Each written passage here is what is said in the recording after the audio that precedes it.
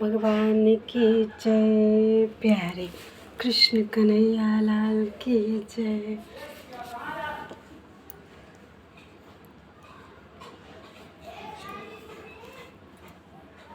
श्री विष्णु पुराण 4 अंश पूरे हो चुके हैं। आज 5वां अंश। 5वें अंश का पहला अध्याय वसुदेव और देवकी का विवाह। भार पीड़िता पृथ्वी का देवताओं के सहित क्षीर समुद्र पर जाना और भगवान का प्रकट होकर उसे धैर्य बंधाना। कृष्णावतार का उपक्रम। श्री मैत्रेय जी बोले, भगवान आपने राजाओं के संपूर्ण वंशों का विस्तार तथा उनके चरित्रों का क्रमशः यथावत वर्णन किया। अब हे ब्रह्मर्षि, यदुकुल में जो भगवान विष्णु का अंशावतार हुआ था उसे मैं तत्वतः और विस्तार पूर्वक सुनना चाहता हूँ। हे मुने, भगवान पुरुषोत्तम ने अपने अंशांश से पृथ्वी पर अवतीर्ण होकर जो जो कर्म किए थे उन सब का आप मुझसे वर्णन कीजिए। श्री पराशर जी बोले, हे मैत्रेय, तुमने मुझसे जो पूछा है वह संसार में परम मंगलकारी भगवान विष्णु के अंशावतार का चरित्र सुनो। हे महामुने, पूर्व काल में देवकी की महाभाग्यशालिनी पुत्री देवी स्वरूपा देवकी के साथ वसुदेव जी ने विवाह किया। वसुदेव और देवकी के वैवाहिक संबंध होने के अनंतर विदा होते समय भोजनंदन कंस सारथी बनकर उन दोनों का मांगलिक रथ हाँकने लगा। उसी समय मेघ के समान गंभीर घोष करती हुई आकाशवाणी कंस को ऊंचे स्वर से संबोधन करके यूँ बोली, अरे मूढ़, पति के साथ रथ पर बैठी हुई जिस देवकी को तू लिए जा रहा है, इसका 8वां गर्भ तेरे प्राण हर लेगा।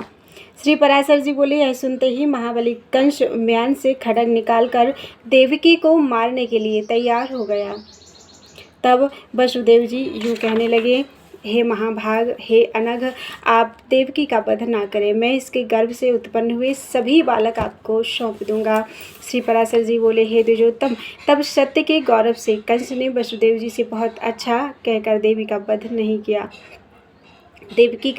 किया। इसी समय अत्यंत भार से पीड़ित होकर पृथ्वी गौ का रूप धारण कर सुमेरु पर्वत पर देवताओं के दल में गई। वहाँ उसने ब्रह्मा जी के सहित समस्त देवताओं को प्रणाम कर खेदपूर्वक करुण स्वर से कहा, अपना सारा वृत्तांत कहा। पृथ्वी बोली, जिस प्रकार अग्नि सुवर्ण का तथा सूर्य गो अर्थात किरण समूह का परम गुरु है, उसी प्रकार संपूर्ण लोकों के गुरु श्री नारायण मेरे गुरु हैं। वे प्रजापतियों के पति और पूर्वजों के पूर्वज ब्रह्मा जी हैं तथा वे ही कला काष्ठा निमेष स्वरूप अव्यक्त मूर्तिमान काल हैं। हे देवश्रेष्ठ गण, आप सब लोगों का समूह भी उन्हीं का अंश रूप है। आदित्य, मरुदगण, साध्यगण, रुद्र, वसु, अग्नि, पितृगण और अत्रि आदि प्रजापतिगण, ये सब अप्रमेय महात्मा विष्णु के ही रूप हैं। यक्ष, राक्षस, दैत्य, पिशाच, सर्प, दानव, गंधर्व और अप्सरा आदि भी महात्मा विष्णु के ही रूप हैं। ग्रह, नक्षत्र तथा तारागणों से चित्रित आकाश, अग्नि, जल, वायु, मय और इंद्रियों के संपूर्ण विषय, यह सारा जगत विष्णुमय ही है। तथापि उन अनेक रूपधारी विष्णु के ये रूप समुद्र की तरंगों के समान रात दिन एक दूसरे के बाधक होते रहते हैं। इस समय कालनेमी आदि दैत्यगण मृत्युलोक पर अधिकार जमा कर अहरनिश जनता को क्लेशित कर रहे हैं। जिस कालनेमी को सामर्थ्यवान भगवान विष्णु ने मारा था, इस समय वही उग्रसेन के पुत्र महान असुर कंस के रूप में उत्पन्न हुआ है। अरिष्ट, धेनुक, केसी, प्रलंब, नरक, शुंद, बलि का पुत्र अति भयंकर बाणासुर तथा और भी जो महाबलवान दुरात्मा राक्षस राजाओं के घर में उत्पन्न हो गए हैं, उनकी मैं गणना नहीं कर सकता। पृथ्वी कह रही है, उनकी मैं गणना नहीं कर सकती। हे दिव्य मूर्तिधारी देवगण, इस समय मेरे ऊपर महाबलवान और गर्वीले दैत्यराजों की अनेक अक्षौहिणी सेनाएं हैं। हे अमरेश्वरों, मैं आप लोगों को यह बतलाए देती हूँ कि अब मैं उनके अत्यंत भार से पीड़ित होकर अपने को धारण करने में सर्वथा असमर्थ हूँ। अतः हे महाभागगण, आप लोग मेरे भार उतारने का कोई ऐसा उपाय कीजिए जिससे मैं अत्यंत व्याकुल होकर रसातल में न चली जाऊं। पृथ्वी के इन वाक्यों को सुनकर उसके भार उतारने के विषय में समस्त देवताओं की प्रेरणा से भगवान ब्रह्मा जी ने कहना आरंभ किया। ब्रह्मा जी बोले, हे देवगण, पृथ्वी ने जो कुछ कहा है वह सर्वथा सत्य ही है। वास्तव में मैं शंकर और आप सब लोग नारायण स्वरूप ही हैं। उनकी जो जो विभूतियां हैं उनकी परस्पर न्यूनता और अधिकता ही बाध्य और बाधक रूप से रहा करती है। इसलिए आओ अब हम लोग क्षीर सागर के पवित्र तट पर चलें, वहाँ श्री हरि की आराधना कर यह संपूर्ण वृत्तांत उनसे निवेदन कर दें। वे विश्वरूप सर्वात्मा सर्वथा संसार के हित के लिए ही अपने शुद्ध सत्वांश से अवतीर्ण होकर पृथ्वी में धर्म की स्थापना करते हैं। श्री पराशर जी बोले, ऐसा कहकर देवताओं के सहित पितामह ब्रह्मा जी वहां गए और एकाग्र चित्त से श्री गरुण ध्वज भगवान की इस प्रकार स्तुति करने लगे। ब्रह्मा जी बोले, हे वेदवाणी के अगोचर प्रभु, परा और अपरा ये दोनों विद्याएं आप ही हैं। हे नाथ, वे दोनों आप ही के मूर्त और अमूर्त रूप हैं। हे अत्यंत सूक्ष्म, हे विराट स्वरूप, हे सर्वज्ञ शब्द ब्रह्म और परब्रह्म, ये दोनों आप ही ब्रह्ममय के रूप हैं। आप ही ब्रह्ममय के ही रूप हैं।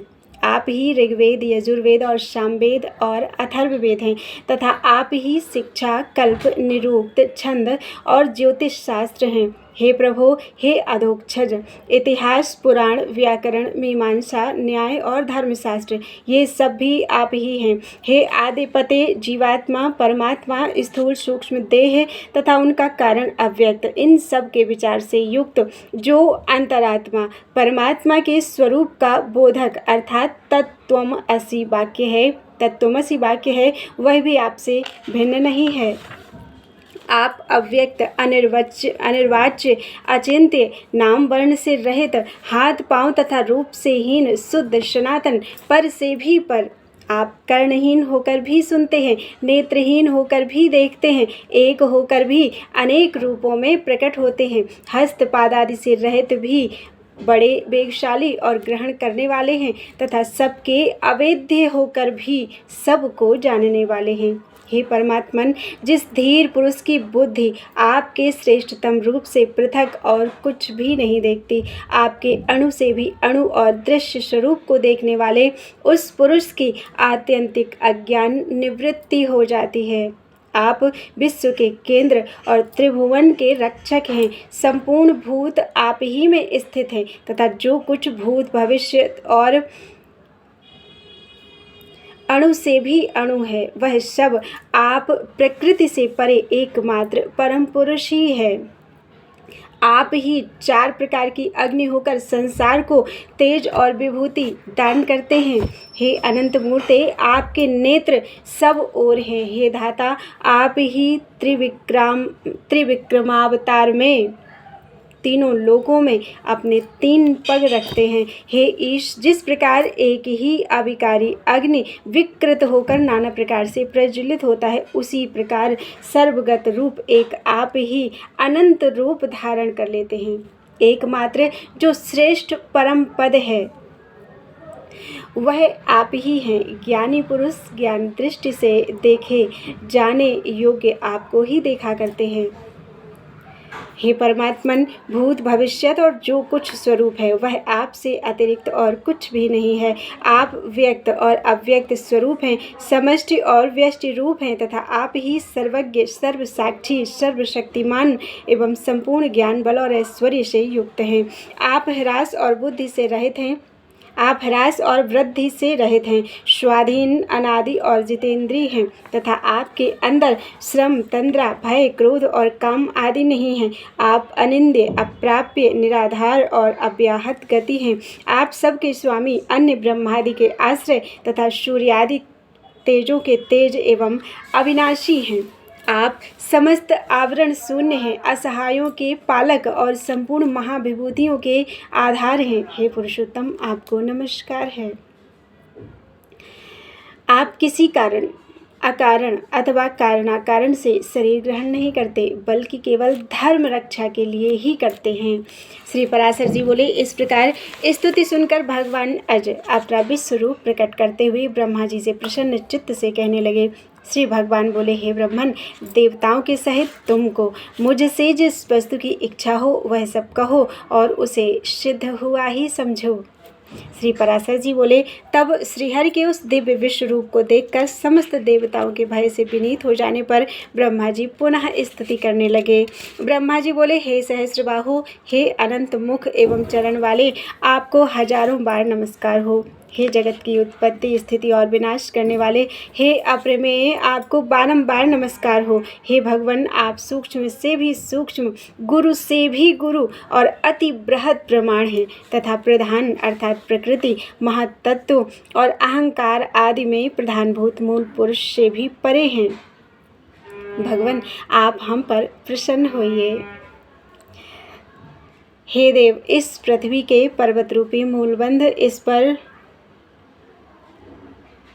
इस पृथ्वी के पर्वत रूपी मूलबंध इस पर उत्पन्न हुए महान असुरों के उत्पात से शिथिल हो गए हैं। अतः हे अपरिमित वीर्य, यह संसार का भार उतारने के लिए आपकी शरण में आई है। हे सुरनाथ, हम और यह पशुगण, सूर्य, वायु और अग्नि आदि अन्य समस्त देवगण यहाँ उपस्थित हैं। इन्हें अथवा मुझे जो कुछ करना उचित हो उन सब बातों के लिए आज्ञा कीजिए। हे ईश, आप ही की आज्ञा का पालन करते हुए हम संपूर्ण दोषों से मुक्त हो सकेंगे। श्री पराशर जी बोले, हे महामुनि, इस प्रकार स्तुति किए जाने पर भगवान परमेश्वर ने अपने श्याम और श्वेत दो केश उखाड़े और देवताओं से बोले, मेरे ये दोनों केश पृथ्वी पर अवतार लेकर पृथ्वी के भार रूप कष्ट को दूर करेंगे। अब सब देवगण अपने अपने अंशों से पृथ्वी पर अवतार लेकर अपने से पूर्व उत्पन्न हुए उन्मत्त दैत्यों के साथ युद्ध करें। तब निसंदेह पृथ्वी तल पर संपूर्ण दैत्यगण मेरी दृष्टिपात से दलित होकर क्षीण हो जाएंगे। वसुदेव जी की जो देवी के समान देवकी नाम की भार्या है, उसके 8वें गर्भ से मेरा यह श्याम केश अवतार लेगा और इस प्रकार यहाँ अवतार लेकर यह कालनेमी के अवतार कंस का वध करेगा। ऐसा कहकर श्रीहरि अंतर्धान हो गए। हे महामुनि, भगवान के अदृश्य हो जाने पर उन्हें प्रणाम करके देवगण सुमेरु पर्वत पर चले गए और फिर पृथ्वी पर अवतीर्ण हुए। इसी समय भगवान नारद जी ने कंस से आकर कहा कि देवकी के 8वें गर्भ में भगवान धरणीधर जन्म लेंगे। नारद जी से यह समाचार पाकर कंस ने कुपित होकर वसुदेव और देवकी को कारागृह में बंद कर दिया। हे द्विज, वसुदेव जी भी जैसा कि उन्होंने पहले कह दिया था, अपने प्रत्येक पुत्र को कंस को सौंपते रहे। ऐसा सुना जाता है कि पहले 6 गर्भ हिरण्यकशिपु के पुत्र थे। भगवान विष्णु की प्रेरणा से योग निद्रा उन्हें क्रमशः गर्भ में स्थित करती रही। जिस अविद्या रूपिणी से संपूर्ण जगत मोहित हो रहा है, वह योग निद्रा भगवान विष्णु की महामाया है। उससे भगवान श्रीहरि ने कहा। श्री भगवान बोले, हे निद्रे, जा, मेरी आज्ञा से तू पाताल में स्थित 6 गर्भों को एक एक करके देवकी की कुक्ष में स्थापित कर दे। कंस द्वारा उन सबके मारे जाने पर शेष नामक मेरा अंश अपने अंशांश से देवकी के 7वें गर्भ में स्थित होगा। इन 6 बालकों की कथा थोड़ी शॉर्ट में दी गई है, इसे हम पढ़ते हैं, ध्यान से सुनिएगा। ये बालक जो 6 कृष्ण से पहले जो बालक हुए थे देवकी माता के, उन 6 बालकों की कथा है। ये बालक पूर्व जन्म में हिरण्यकशिपु के भाई कालनेमी के पुत्र थे, इसी से इन्हें उसका पुत्र कहा गया है। इन राक्षस कुमारों ने हिरण्यकशिपु का अनादर कर भगवान की भक्ति की थी, अतः उसने कुपित होकर इन्हें शाप दिया कि तुम लोग अपने पिता के हाथ से ही मारे जाओगे। यह प्रसंग हरिवंश में आया है। श्री भगवान, हे देवी, गोकुल में वसुदेव जी की जो रोहिणी नाम की दूसरी भार्या रहती है, उसके उदर में उस 7वें गर्भ को ले जाकर तू इस प्रकार स्थापित कर देना जिससे वह उसी की जठर से उत्पन्न हुए के समान जान पड़े। उसके विषय में संसार यही कहेगा कि कारागार में बंद होने के कारण भोजराज कंस के भय से देवकी का 7वां गर्भ गिर गया। वह श्वेत शैल शिखर के समान वीर पुरुष गर्भ से आकर्षण किए जाने के कारण संसार में संकर्षण के नाम से प्रसिद्ध होगा। तदनंतर हे शुभे देवकी के 8वें गर्भ में मैं स्थित होऊंगा। उस समय तू भी तुरंत ही यशोदा के गर्भ में चली जाना। वर्षा ऋतु में भाद्रपद कृष्ण अष्टमी को रात्रि के समय मैं जन्म लूँगा और तू नवमी को उत्पन्न होगी। हे अनिंदिते, उस समय मेरी शक्ति से अपनी मति फिर जाने के कारण वसुदेव जी मुझे तो यशोदा के और तुझे देवकी के शयन गृह में ले जाएंगे। तब हे देवी, कंस तुझे पकड़कर पर्वतशिला पर पटक देगा। उसके पटकते ही तू आकाश में स्थित हो जाएगी। उस समय मेरे गौरव से सहस्त्र नयन इंद्र सिर झुकाकर प्रणाम करने के अनंतर तुझे भगिनी रूप से स्वीकार करेगा। तू भी शुंभ निशुंभ आदि सहस्रों दैत्यों को मारकर अपने अनेक स्थानों से समस्त पृथ्वी को सुशोभित करेगी। तू ही भूति, सन्नति, शांति और कांति है। तू ही आकाश, पृथ्वी, धृति, लज्जा, पुष्टि और उषा है। इनके अतिरिक्त संसार में और भी जो कोई शक्ति है वह सब तू ही है। जो लोग प्रातःकाल और सायंकाल में अत्यंत नम्रतापूर्वक तुझे आर्या, दुर्गा, वेदगर्भा, अंबिका, भद्रा, भद्रकाली, क्षेमदा और भाग्यदा आदि कहकर तेरी स्तुति करेंगे, उनकी समस्त कामनाएं मेरी कृपा से पूर्ण हो जाएंगी। मदिरा और मांस की भेंट चढ़ाने से तथा भक्ष्य और भोज्य पदार्थों द्वारा पूजन करने से प्रसन्न होकर तू मनुष्यों की संपूर्ण कामनाओं को पूर्ण कर देगी। तेरे द्वारा दी हुई वे समस्त कामनाएं मेरी कृपा से निसंदेह पूर्ण होगी। हे देवी, अब तू मेरे बतलाए हुए स्थान को जा। इति श्री विष्णु पुराणे पंचमे अंशे प्रथमो अध्यायः। बोलो वृंदावन बिहारी लाल की जय। दूसरा अध्याय, भगवान का गर्भ प्रवेश तथा देवगण द्वारा देवकी की स्तुति करना। श्री पराशर जी बोले, हे मैत्रेय, देव श्री विष्णु भगवान ने जैसा कहा था उसके अनुसार जगतधात्री योग माया ने 6 गर्भों को देवकी के उदर में स्थित किया और 7वें को उसमें से निकाल लिया। इस प्रकार 7वें गर्भ के रोहिणी के उदर में पहुँच जाने पर श्रीहरि ने तीनों लोकों का उद्धार करने की इच्छा से देवकी के गर्भ में प्रवेश किया। भगवान परमेश्वर के आज्ञानुसार योग माया भी उसी दिन यशोदा के गर्भ में स्थित हुई। हे द्विज, विष्णु अंश के पृथ्वी में पधारने पर आकाश में ग्रहगण ठीक ठीक गति से चलने लगे और ऋतुगण भी मंगलमय होकर शोभा पाने लगे। उस समय अत्यंत तेज से देदीप्यमाना देवकी जी को कोई भी देख नहीं सकता था। उन्हें देखकर दर्शकों के चित्त थकित हो जाते थे। तब देवतागण अन्य पुरुष तथा स्त्रियों को दिखाई ना देते हुए अपने शरीर में अर्थात गर्भ रूप से भगवान विष्णु को धारण करने वाली देवकी जी की अहर्निशि स्तुति करने लगे। देवता बोले, हे शोभने, तू पहले ब्रह्म प्रतिबिंब धारणी मूल प्रकृति हुई थी और फिर जगत विधाता की वेद गर्भवाणी हुई। हे सनातने, तू ही सृज्य पदार्थों को उत्पन्न करने वाली और तू ही सृष्टि रूपा है। तू ही सबकी बीज स्वरूपा यज्ञमयी वेद त्रयी हुई। तू ही फलमयी यज्ञ क्रिया और अग्निमयी अरण्य है तथा तू ही देव माता अदिति और दैत्य प्रसूदिति है। तू ही दिनकरी प्रभा और ज्ञान गर्भा गुरु शुश्रूषा है तथा तू ही न्यायमयी परम नीति और विनय संपन्ना लज्जा है। तू ही काममयी इच्छा संतोषमयी तुष्टि बोध गर्भा प्रज्ञा और धैर्य धारणी धृति है। ग्रह नक्षत्र और तारागण को धारण करने वाला तथा वृष्टि आदि के द्वारा इस अखिल विश्व का कारण स्वरूप आकाश तू ही है। हे जगत धात्री, हे देवी, ये सब तथा और भी सहस्रों और असंख्य विभूतियाँ इस समय तेरे उदर में स्थित हैं। हे शुभे, समुद्र, पर्वत, नदी, द्वीप, वन और नगरों से सुशोभित तथा ग्राम, खरवट और खेत आदि से समस्त वायु, ग्रह, नक्षत्र संपन्न। फिर से पढ़ देते हैं, एक लाइन छूट गई है। हे शुभे, समुद्र, पर्वत, नदी, द्वीप, वन और नगरों से सुशोभित तथा ग्राम, खरवट और खेत आदि से संपन्न समस्त पृथ्वी, संपूर्ण अग्नि और जल तथा समस्त वायु, ग्रह, नक्षत्र एवं तारागणों से चित्रित तथा सैकड़ों विमानों से पूर्ण सबको अवकाश देने वाला आकाश, भूरलोक, भुवरलोक, स्वरलोक तथा महजन, तप और ब्रह्मलोक पर्यंत संपूर्ण ब्रह्मांड तथा उसके अंतर्वर्ती देव, असुर, गंधर्व, चारण, नाग, यक्ष, राक्षस, प्रेत, गुह्यक, मनुष्य, पशु और जो अन्य जीव हैं, हे यशस्विनी, वे सभी अपने अंतर्गत होने के कारण जो श्री अनंत, सर्वगामी और सर्वभावन हैं तथा जिनके रूप, कर्म, स्वभाव तथा बालत्व, महत्व आदि समस्त परिमाण परिच्छेद के विषय नहीं हो सकते, वे ही श्री विष्णु भगवान तेरे गर्भ में हैं। तू ही स्वाहा स्वधा विद्या शुद्धा और आकाश स्थिता ज्योति है। संपूर्ण लोकों की रक्षा के लिए ही तूने पृथ्वी में अवतार लिया है। हे देवी तू प्रसन्न हो। हे शुभे तू संपूर्ण जगत का कल्याण कर। जिसने इस संपूर्ण जगत को धारण किया है उस प्रभु को तू प्रीतिपूर्वक अपने गर्भ में धारण कर।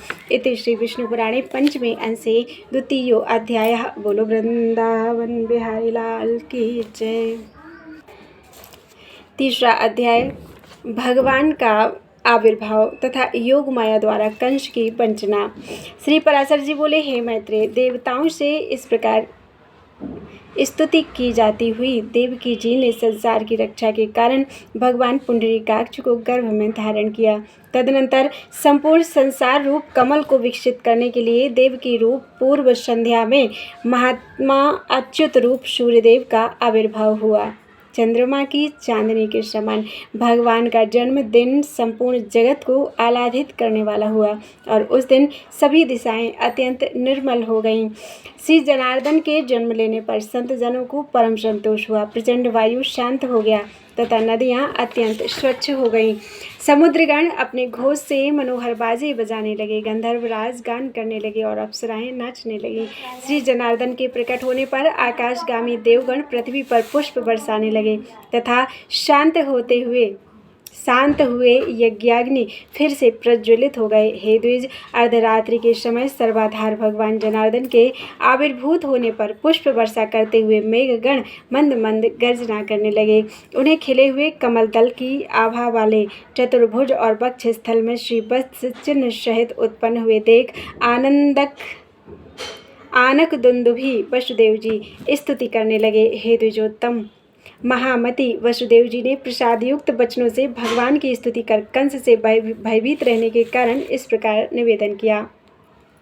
हे देव देवेश्वर, यद्यपि आप साक्षात परमेश्वर प्रकट हुए हैं तथापि हे देव मुझ पर कृपा करके अब अपने इस शंख चक्र गदाधारी दिव्य रूप का उपसंहार कीजिए। हे देव, यह पता लगते ही कि आप मेरे इस ग्रह में अवतीर्ण हुए हैं कंस इसी समय मेरा सर्वनाश कर देगा। देवकी जी बोली, जो अनंत रूप और अखिल विश्व स्वरूप हैं, जो गर्भ में स्थित होकर भी अपने शरीर से संपूर्ण लोकों को धारण करते हैं तथा जिन्होंने अपनी माया से ही बालक का रूप धारण किया है, वे देवदेव हम पर प्रसन्न हो। हे सर्वात्मन, आप अपने इस चतुर्भुज रूप का उपसंहार कीजिए। भगवान, यह राक्षस के अंश से उत्पन्न कंस आपके इस अवतार का वृत्तांत न जानने पाए। श्री भगवान बोले, हे देवी, पुनर्जन्म में तूने जो पुत्र की कामना से मुझसे पुत्र रूप से उत्पन्न होने के लिए प्रार्थना की थी, आज मैंने तेरे गर्भ से जन्म लिया है, इससे वह तेरी कामना पूर्ण हो गई। श्री पराशर जी बोले, हे मुनिश्रेष्ठ, ऐसा कहकर भगवान मौन हो गए तथा वसुदेव जी भी उन्हें उस रात्रि में ही बाहर लेकर निकले। वसुदेव जी के बाहर जाते समय कारागार गृह रक्षक और मथुरा की द्वारपाल योग निद्रा के प्रभाव से अचेत हो गए। उस रात्रि के समय वर्षा करते हुए मेघों की जलराशि को अपने फणों से रोककर श्री शेष जी आनक दुंदुभी के पीछे पीछे चले।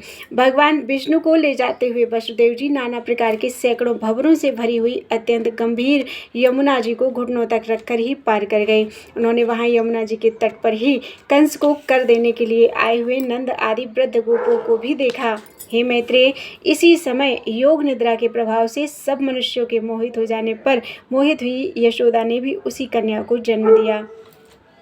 तब अतिशय कांतिमान वसुदेव जी ने भी उस बालक को सुलाकर और कन्या को लेकर तुरंत यशोदा के शयन गृह से चले आए। जब यशोदा ने जागने पर देखा कि उसके नील कमल दल के समान श्यामवर्ण पुत्र उत्पन्न हुआ है तो उसे अत्यंत प्रसन्नता हुई। इधर वसुदेव जी कन्या को ले जाकर अपने महल में देवकी के शयन गृह में सुला दिए और पूर्ववत स्थित हो गए। हे द्विज, तदनंतर बालक के रोने का शब्द सुनकर कारागृह रक्षक सहसा उठ खड़े हुए और देवकी के संतान उत्पन्न होने का वृत्तांत कंस को सुना दिया। यह सुनते ही कंस ने तुरंत जाकर देवकी के रुंधे हुए कंठ से छोड़ छोड़ ऐसा कहकर रोकने पर भी उस बालिका को पकड़ लिया और उसे एक शिला पर पटक दिया। उसके पटकते ही वह आकाश में स्थित हो गई और उसने षष्ठ युक्त एक महान अष्टभुज रूप धारण कर लिया। तब उसने ऊंचे स्वर से कहा, अट्टहास किया और कंस से रोषपूर्वक कहा, अरे कंस, मुझे पटकने से तेरा क्या प्रयोजन सिद्ध हुआ? जो तेरा वध करेगा उसने तो पहले ही जन्म ले लिया है। देवताओं के सर्वस्व बेहरि ही तुम्हारे काल नेमि रूपी पूर्व जन्म में भी काल थे, अतः ऐसा जानकर तू शीघ्र ही अपने हित का उपाय कर।